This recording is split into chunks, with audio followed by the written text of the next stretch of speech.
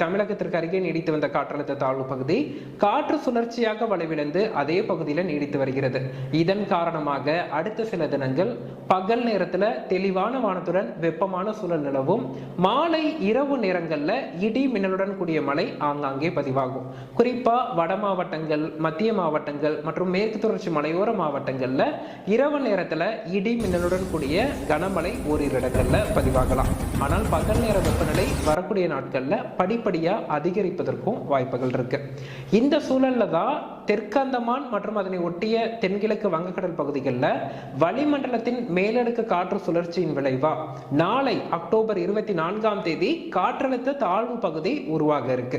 இந்த காற்றழுத்த தாழ்வு பகுதி தென்கிழக்கு வங்கக்கடல் பகுதியில தான் உருவாகி, இது பார்த்தோம்னா நமக்கு முந்தைய தாழ்வு பகுதி மாதிரி இலங்கை நிலப்பரப்போ அல்லது தென்மேற்கு வங்கக்கடல்லையோ உருவாகல. அந்தமானை ஒட்டிய தென்கிழக்கு வங்கக்கடல்ல தான்